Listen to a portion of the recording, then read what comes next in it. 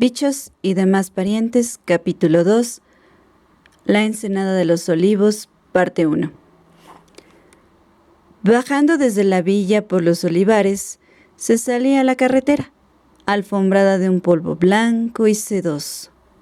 Unos 800 metros más allá, arrancaba de la carretera un camino de cabras que, siguiendo una abrupta pendiente entre olivos, descendía hasta una ensenada pequeña en forma de media luna, bordeada de arenas blancas y de montones de algas secas arrojadas a tierra por los temporales del invierno, montones que, desperdigados por la playa, parecían grandes nidos mal hechos. Cerraban la ensenada dos brazos de acantilados bajos, al pie de los cuales se distribuían innumerables pozas entre rocas, rebosantes del brillo y la animación de la fauna marina. Viendo George que el encerrarme en la villa todas las mañanas de la semana me restaba capacidad de atención, instituyó la novedosa táctica pedagógica de clases al aire libre. Enseguida las arenas de la playa y los revueltos montones de algas se convirtieron en desiertos abrasadores y junglas impenetrables que explorábamos diligentemente con la ayuda de un renuente cangrejo o pulga que hiciera de Hernán Cortés o Marco Polo. Las clases de geografía dadas en estas circunstancias tenían para mí muchísimo encanto. Un día decidimos hacer un mapamundi con piedras a la orilla del agua, de manera que el mar del mapa fuera mar de verdad. Fue una tarea sumamente absorbente.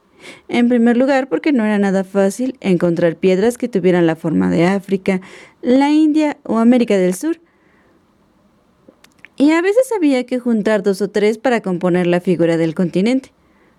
Además, cada vez que cogíamos una piedra, la volteábamos con mucho cuidado y debajo encontrábamos un gentío de animalillos que nos tenían muy entretenidos durante un cuarto de hora, hasta que George se dio cuenta de que a ese paso no acabaríamos nunca el mapamundi.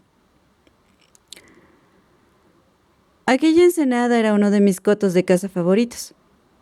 Casi todas las tardes, mientras la familia dormía la siesta, Roger y yo bajábamos por los olivares, entre las cigarras que hacían vibrar con su chirrido el aire sofocante, y continuábamos después por la carretera, en donde Roger estornudaba voluptuosamente con el polvo que levantaban sus manazas y que hacía para él las veces de rapé. Llegados a la ensenada, cuyas aguas, al sol de la tarde, casi no se veían de puro quietas y transparentes, nadábamos un rato cerca de la orilla y luego cada uno se entregaba a su diversión particular. La de Roger consistía en repetir sus intentos desesperados e infructuosos de atrapar a alguno de los pececillos que centellaban y se estremecían en el agua baja. Iba acechándolos con paso lento, murmurando cosas para sí, tiesas las orejas y la vista fija en el agua. ¡Splash! De improviso hundía la cabeza bajo la superficie. ¡Ñan! Se oyó un chasquido de mandíbulas. La volvía a sacar. Estornudaba violentamente y se sacudía el agua del pelo, mientras el gobio o rabosa perseguido, que de un coletazo se había plantado un par de metros más allá, le observaba tranquilamente desde una roca, que era una mueca de disgusto y una seductora vibración de la cola. Para mí, era tal la sobreabundancia de animales de la bahía que casi no sabía por dónde empezar la tarea de recolección. Por debajo y por encima de las rocas se extendían los blancos túneles calcáreos de los tubícolas, como ensortijados y complejos adornos de pastelero, y en la arena de aguas un poquito más profundas había hincados unos tubos como trocitos de manguera diminuta. Mirando atentamente el extremo del tubo, se veía asomar un delicado ramo de tentáculos, plumoso o floral, tentáculos de colores irisados, azul, rojo, pardo, que daban vueltas y vueltas lentamente. Eran los quetoptéridos. Nombre bastante feo, pensaba yo, para un ser tan hermoso. A veces formaban pequeños grupos que parecían macizos de flores móviles, Tenías que acercarte a ellos con un cuidado infinito, porque si movías los pies por el agua demasiado deprisa, se formaban corrientes que informaban telegráficamente de tu proximidad y los tentáculos se juntaban ¡shup! Y desaparecían por el tubo abajo con increíble rapidez. El fondo arenoso de la ensenada estaba interrumpido aquí y allá por medias lunas de negra y bruñida alga de vidrieros, que semejaban boas de plumas oscuras anclados al fondo, y allí se encontraba al pez aguja, cuya cabeza, posada en el extremo de un cuerpo largo y fino, guardaba un parecido extraordinario con lo que podría ser un caballito de mar alargado. Los peces aguja flotaban en posición vertical entre las algas de vidriero y se les asemejaban tanto que había que buscarlos con gran concentración para distinguirlos. Al borde del agua, bajo las rocas, se encontraban cangrejos minúsculos o actinias rojas, como enjollados acericos escarlata y azul, o anémonas de mar, cuyos esbeltos troncos color café y largos y retorcidos tentáculos les proporcionaban un estilo de peinado que habría dado envidia a la mismísima medusa. Cada peña parecía tachonada de corales rosados, blancos o verdes y de hermosos bosques de algas diminutas, como la acetabularia mediterránea, que formaba delicados mantos. Una alga de finos tallos filiformes y en lo alto de cada tallo una a modo de sombrillita verde vuelta del revés por algún viento submarino. De cuando en cuando lo que recubría la roca era una masa negra de esponjas, cuajada de abiertas bocas protuberantes como volcanes en miniatura. Se podían arrancar de la roca estas esponjas y abrirlas con una cuchilla de afeitar, porque a veces se encontraban animales curiosos en su interior. Pero la esponja se vengaba pringándote las manos de una mucosidad que apestaba a ajos rancios y tardaba horas en quitarse. Diseminadas a lo largo de la orilla y en las pozas de las rocas, encontraba conchas nuevas para mi colección. La mitad del placer de recogerlas estaba no ya en las bonitas formas de las conchas mismas, sino en sus nombres extraordinariamente evocadores. Descubrí con deleite que una concha puntiaguda como un vígaro grande, cuyo borde se prolongaba en una serie de dedos semipalmeados, se llamaba pie de pelícano. Otra del tipo de una lapa, cónica, blanca y casi circular, llevaba el nombre de sombrero chino. Estaban también las llamadas arcas, y era verdad que las valvas de aquellas extrañas conchas a manera de caja, al separarlas, recordaban, echándole un poquito de imaginación, los cascos de dos pequeñas arcas de Noé. Y estaban las torrecillas, retorcidas y afiladas como el cuerno del narval, y las peoncillas, listadas con un bonito dibujo en zigzag en escarlata, negro o azul. Al pie de rocas más grandes había fisurelas, cada una de las cuales, como su nombre indica, su nombre inglés, keyhole limpet, lapa de ojo de cerradura, tenía en lo alto de la concha un extraño orificio en forma de ojo de cerradura, por el cual respiraba el animal. Y lo mejor de todo era, con un poco de suerte, dar con las aplastadas orejas de mar, de concha rugosa y gris, con una hilera de agujeritos por un lado. Pero si le dabas la vuelta y se extraía a su legítimo ocupante, todo el interior de la concha era una llamarada de colores opalescentes, crepusculares, de mágica belleza. Por aquel entonces no poseía yo ningún acuario y tuve que construirme, en un rincón de la playa, un estanque de unos 2,5 metros de largo por más de 1 metro de ancho. Allí depositaba mis diversas capturas y así podía estar casi seguro de volver a encontrarlas al día siguiente. Fue en aquella ensenada donde atrapé mi primer maido, y lo cierto es que habría pasado de largo, tomándolo por una piedra cubierta de algas, de no haber hecho el cangrejo un movimiento imprudente. Tenía el cuerpo del tamaño y forma aproximados de una perita aplastada y el extremo en punta, decorado con una serie de púas y rematado por 2 protuberancias a manera de cuernos sobre los ojos. Las patas y pinzas eran largas, finas y ahusadas. Pero lo que más me llamó la atención de él fue que llevara sobre el dorso y las patas un traje completo de algas diminutas que parecían salirle de la concha. Encantado ante tan estrafalaria criatura, lo trasladé triunfalmente a mi estanque. La firme presión con que hube de agarrarlo, porque no bien se percató de haber sido identificado como un cangrejo, hizo esfuerzos desesperados por escapar, fue causa de que llegara a la charca con bastantes peladuras en su traje de algas. Lo deposité en el agua baja y clara y me tumbé tripa abajo para ver qué hacía. Primero se alzó de puntillas, como una araña apresurada, y corrió hasta una distancia de unos 30 centímetros de donde yo lo había dejado. Allí se sentó y se quedó rígido. Así permaneció largo rato, tan largo que ya me tenía convencido de que iba a pasarse inmóvil el resto de la mañana, recuperándose del sobresalto de la captura, cuando de improviso extendió una garra larga y delicada, y con mucho melindre, casi como si le diera vergüenza, procedió a arrancar una alga chiquitita que crecía sobre una roca cercana. Se la llevó a la boca y observé que la mascaba. Al pronto pensé que se la estaba comiendo, pero enseguida salí de mi error, porque con anguloso donaire, el maido se puso la garra sobre el dorso, lo palpó como si buscara algo, y a continuación procedió a plantar la alguita en su caparacho. Al parecer, había dado a la base del alga una consistencia pegajosa, con saliva o alguna sustancia similar para que se le pegara al dorso.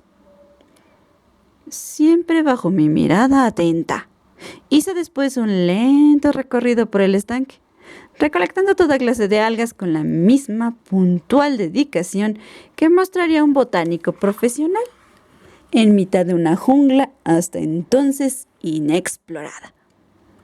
Al cabo de una hora tenía el dorso cubierto de una capa de vegetación tan espesa que si se quedaba quieto y yo apartaba la vista un instante, luego me costaba trabajo volver a localizarlo. Intrigado por tan astuto sistema de camuflaje, busqué bien por toda la ensenada hasta encontrar otro maido. A este le preparé una pocita especial con fondo de arena, totalmente vacía de algas.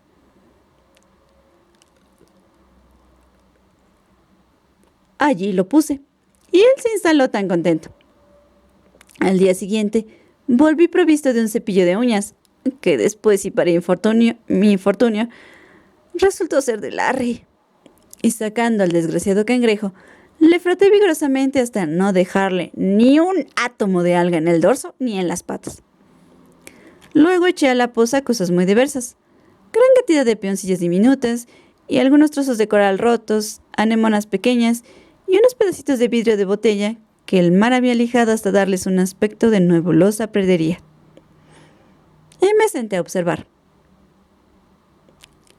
El cangrejo, una vez reintegrado a su charca, estuvo sentado, muy quieto, por espacio de varios minutos, recobrándose, evidentemente, de la indignidad del restregón sufrido.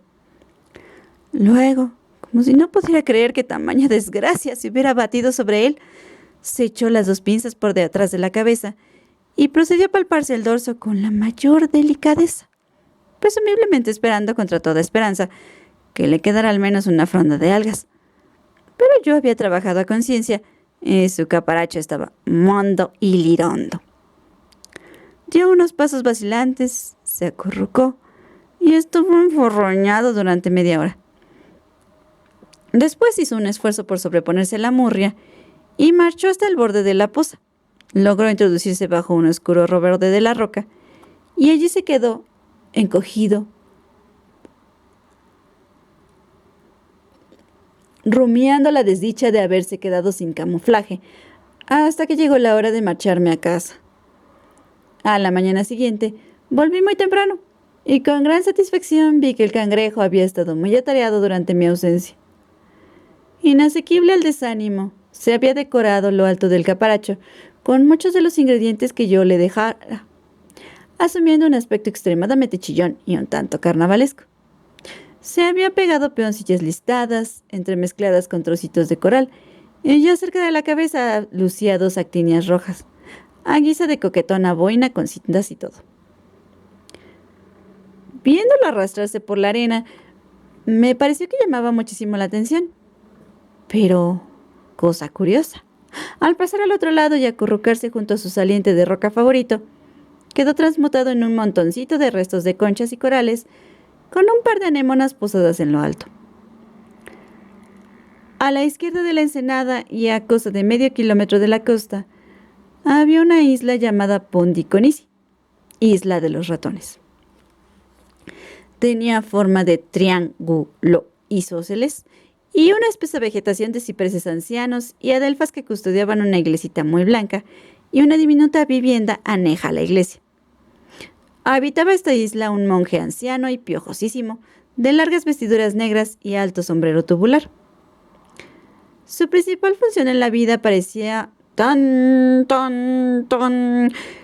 consistir en tocar de vez en cuando la campana de la minúscula iglesia y por las tardes pasar en barca, remando lentamente a un cercano promontorio donde había un conventillo habitado por 3 monjas vetustas. Allí compartía el uso y una taza de café, presumiblemente intercambiaba opiniones sobre el estado del pecado en el mundo actual y luego, cuando ya el sol poniente transformaba las aguas tranquilas que bordeaban su isla en una sábana multicolor de seda tornasolada, volvía remando, cual negra corneja corcovada, en su barca llena de chirridos y vías de agua. Margo, habiendo descubierto que si los constantes baños de sol ejercían alguna acción sobre su acné era para agravarlo, optó por otro de los remedios de la madre naturaleza: los baños de mar. Todas las mañanas se levantaba a eso de las 5:30, me sacaba de la cama de mala manera, y juntos bajábamos al mar y nos zambullíamos en el agua clara, todavía fría de luz de luna, para después nadar lenta y lánguidamente hasta Pondiconisi. Allí, Margo se desparramaba sobre una roca y yo vagueaba felizmente por las pozas de la orilla. Por desdicha, nuestras visitas a la isla parecían surtir un efecto perjudicial sobre el monje, porque apenas acababa Margo de salir a tierra y distribuir sus encantos sobre una roca, cuando ya estaba el monje bajando a grandes zancadas la larga escalinata de piedra que conducía a la iglesia, agitando el puño en dirección a mi hermana y barboteando cosas en griego incomprensible desde las profundidades de sus barbas, luengas y greñudas. Margo le saludaba siempre con una amplia sonrisa y un gesto alegre de la mano, saludo que por regla general le ponía casi apoplética de ira, y al cual respondía paseándose de acá para allá, entre el revuelo de sus opalandas negras, apuntando a los cielos con un dedo sucio y tembloroso, y a Margo con otro. Al cabo de presenciar la misma escena repetida una y otra vez, conseguí fijar en la memoria varias de las frases predilectas del monje, porque su vocabulario no era demasiado extenso. Seguidamente le pregunté su significado a mi amigo Filemón.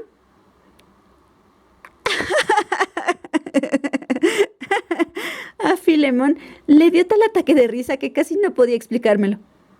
Pero al fin entendí que el monje aplicaba a Margo diversas expresiones peyorativas, la más suave de las cuales era bruja blanca. Cuando se lo conté a mamá, me sorprendió que se escandalizara tanto.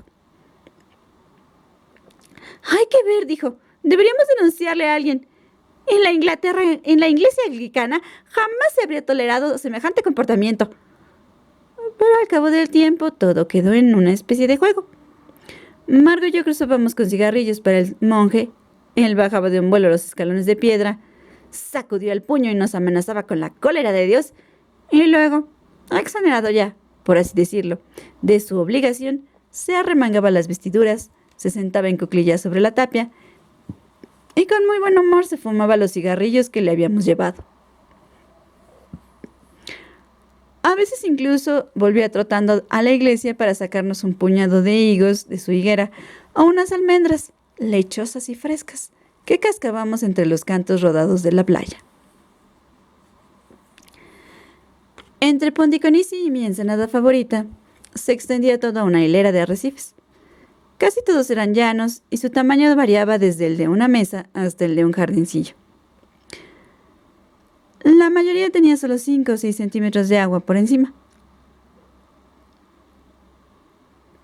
De modo que si uno se subía y se ponía de pie sobre ellos, de lejos parecía exactamente como si caminara sobre el mar.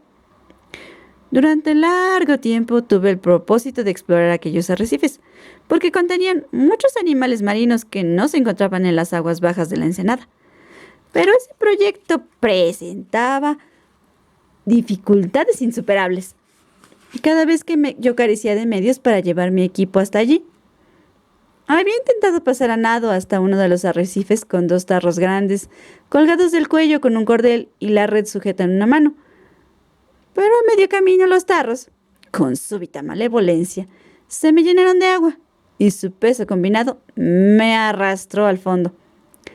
Tardé algunos segundos en desembarazarme de ellos y volver a la superficie, boqueando y escupiendo.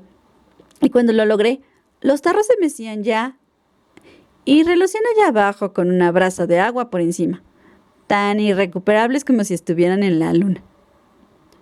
Una tarde calurosa estaba yo en la ensenada levantando piedras en busca de los largos nemertinos multicolores que habitaban aquel tipo de terreno. Tan abstraída estaba en mi tarea que al principio ni me enteré de que a mi lado una barca de remos hincaba la proa en la arena de la orilla. A popa, apoyado en el único remo que usaba, como todos los pescadores, retorciéndolo en el agua cual cola de pez, venía un hombre joven, de tez torrada por el sol. Tenía una mata de pelo oscuro y rizoso, los ojos brillantes y negros como moras, y unos dientes que relumbraban con blancura asombrosa en aquella cara morena. «Yasu», dijo, «salud». Devolví el saludo y me quedé mirándolo. Él saltó ágilmente de la barca, cargado con una ancla pequeña y herrumbrosa que clavó con firmeza detrás de un gran montón de algas secas. No vestía más que una camiseta hecha jirones y unos pantalones que antaño fueran azules, pero que el sol había dejado casi blancos. Se acercó, amigablemente se sentó en cuclillas a mi lado y se sacó del bolsillo una lata con tabaco y papel de firmar. «Hace calor hoy», dijo con gesto de desagrado, y sus dedos chatos y encallecidos liaron un cigarrillo con extraordinaria destreza. Se lo llevó a la boca, lo encendió con un mechero grande de hojalata, inhaló profundamente, dio un suspiro y me miró alzando una ceja, con unos ojitos chispeantes como los de un petirrojo. «¿Tú eres uno de los forasteros que viven en lo alto del monte?», inquirió. Ya para entonces hablaba yo el griego con alguna fluidez, con que reconocí que sí, que era uno de los forasteros. «¿Y los demás?», preguntó. «Los demás que viven en la villa, ¿quiénes son?». Yo había aprendido enseguida que a todos los corfiotas, y en especial a los campesinos, les encanta enterarse de tu vida y milagros, y a cambio de esa información, te confiaban hasta los íntimos detalles de su vida privada. Expliqué que los otros 2 ocupantes de la villa eran mi madre, mis 2 hermanas y mi hermana. Él asintió gravemente, como si aquella información fuera de la mayor importancia. «¿Y tu padre?», continuó. «¿Dónde está tu padre?». Respondí que mi padre había muerto. «Pobrecito niño», dijo, compadeciéndome inmediatamente. «Y tu pobre madre, con 4 hijos que sacar adelante». Suspiró lúgubremente ante aquella imagen terrible y luego su rostro se animó otra vez. «En fin», dijo con filosofía, «¿qué estás buscando debajo de esas piedras?». Se la explicó lo mejor que pude, aunque siempre me resultaba difícil hacer entender a los campesinos por qué me interesaban tanto todos aquellos bichos que eran o dañinos o totalmente despreciables y ninguno de los cuales se podía comer. «¿Cómo te llamas?», preguntó. Dije que me llamaba Gerasimos, que era lo más parecido a Gerald que se podía encontrar en griego. Pero expliqué, mis amigos me llamaban Jerry. «Yo soy Taki», dijo. «Taki Thanatos. Vivo en Benitzes». Le pregunté qué hacía allí, tan lejos relativamente de su aldea. Se encogió de hombros. «Venía de Benitzes», dijo, «pescando por el camino. Luego como y duermo. y de noche enciendo las luces y me vuelvo a Benítez pescando otra vez. Aquello me interesó mucho, porque poco tiempo antes, volviendo ya tarde del pueblo, en un momento en que nos paramos en la carretera, junto al caminito que subía a la villa, habíamos visto pasar allá abajo una barca, conducida por un hombre que remaba muy despacio, con un farolón de carbono sujeta a la proa. Al maniobrar el pescador la barca en las aguas someras y oscuras, el círculo de luz que arrojaba el farol iba iluminando grandes franjas de algas con la mayor vividez, arrancando su paso lento, resplandores verde limón, rosados, amarillos y pardos de los arrecifes. Entonces me había quedado pensando que debía ser aquella una ocupación fascinante, pero no conocía a ningún pescador. Ahora empezaba a mirar a Taki con cierto entusiasmo. Me apresuré a preguntarle a qué hora pensaba ponerse a pescar y si tenía intención de rodear los arrecifes que había entre la ensenada y Pondiconisi. Empiezo eso de las 10, respondió. Voy dando la vuelta a la isla y luego enfilo hacia Benítez.